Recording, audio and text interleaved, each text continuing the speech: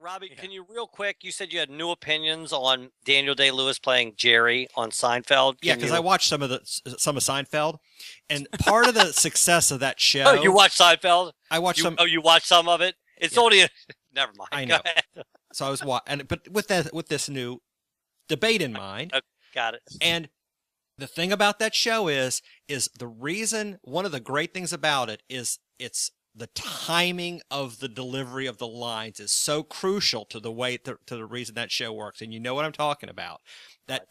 His razor sharp timing, and I don't know that Daniel Day-Lewis can do that. I'm not What? gonna. The Yeah, come comic on. delivery. I'm telling you, Listen, that's the okay. problem. It's not the acting. Listen, you don't think any timing is required in dramatic It's performances? different.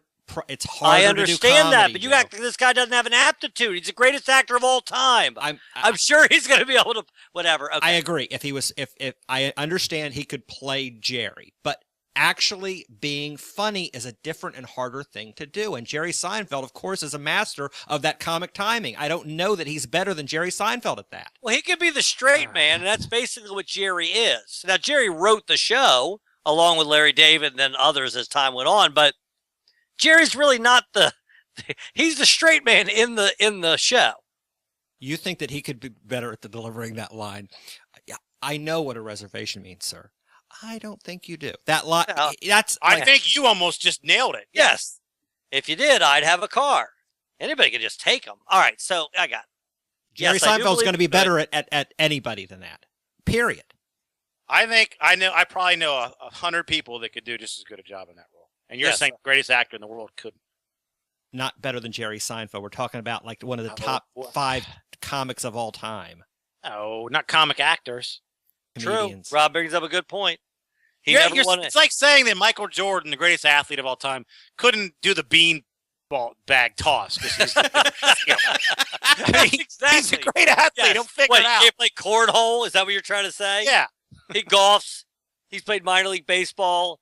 I don't believe he's the greatest basketball player of all This time. is coming from you one of guys them. who understand timing and it comes naturally to you. Not Right. everybody So can since do we that. understand, we know that the greatest actor of all time is going to be able to do a sitcom. All right. Tell your comedy stories. I can't hear this anymore. All right. So a couple of things that normally happen on a show or sometimes happen on a show. Someone will pull you aside in the crowd afterwards and try to say something funny to impress you. Right. Right. Which is always annoying and never funny. Well, I have this one line that if you've seen my act, it's in my CD. It's basically, I say, once you go white, you'll still be tight. It's a big laugh. There's a lead up to it. You know, it's a play on the once you go black thing. And everyone gets the joke, right? So, thank you, Tim. After the show, this black woman comes up to me and does this little come here with her hand and looks around like she's got a nugget Right. for me. And she goes, "What'd you say? The once you go white?" And I said, "Yeah, once you go white, you still be tight." She goes, "Once you go black, you'll never go back." I was like, no, ma'am, that's never mind. I try to explain. I'm like, just, okay, good one. I'll thank you. But she's all proud of herself.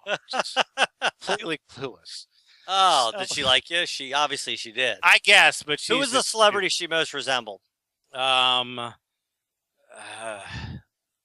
Like a less attractive Sherry Felicia Rashad. Oh, from View. Is that her name? Yeah. yeah, I know you're talking about. Right. So then the next night, and Joe, when you would do comedy, you would often do crowd work like I do sometimes, and basically when I get tired of my jokes, I start doing crowd work. Right. And now I'm doing a lot more crowd work because I guess I'm tired of my act, which is I get tired of my act before I write new jokes, which is not a good quality. But I have this joke that I basically tell as just a vehicle to do some crowd work. It's about marriage proposals. It's a stupid little silly joke. But then it allows me to say, well, who's married? Sir, Right. how do you propose to her? They say something stupid. I make fun of it. Yada, yada. So I'm talking to this one guy. He's with this woman, attractive woman, who's not his wife. So I'm assuming that he's divorced. It's a new woman. And he goes, yeah, I was in this marathon. I was running, and I threw the ring at her and asked her. And she thought I said, are you timing me? When I said, will you marry me? She thought I said, are you timing me? And she thought I said that. And she said, no. So I'm just making fun of this. You threw the ring at her. You thought Right. she said no. You just kept going and then make fun fast. It's it's perfect. That's funny. All right. So it's all It going worked. really well. Having a lot of laughs. I'm like, well, I guess that didn't work out because now you're with this woman. Da, da, da, da.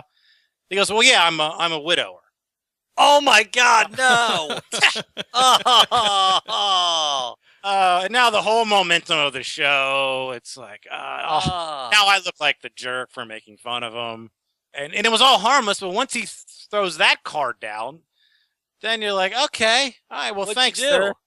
I go, all right, well, thanks for making the show serious. He goes, well, he kept asking me. I was like, well, you could have lied, okay. And then I just said, just do a toast to this guy, and God bless you all. Bull crap. Okay, quick story. I know we're trying to get out of here. Quick story. Comedian Neil Graham. Do you know who Neil is? Yes, I have a Okay. Neil Graham story. Yeah. Now, Neil had some demons. He was a super nice guy. But one time early on, I just started doing comedy, and I was emceeing at the Comedy Factory. The feature, the great Neil Graham. Neil Graham is doing crowd work. He walks over. I don't really know what he's going for. This is a very oddly specific question. But he walks over and he goes, hey, sir, what does your father do for a living? Guy goes, I never knew my father. Neil goes, hey, dude, I never knew my father either. Next thing you know, there's a therapy session broken out where whatever joke they were coming in, they're both commiserating about not having a male role model in their life. Oh, needless to say, that the set didn't go too well, but that story, it was worth it. Neil Graham is the weird dude. Do I have time to tell my Neil Graham story? Sure. Okay.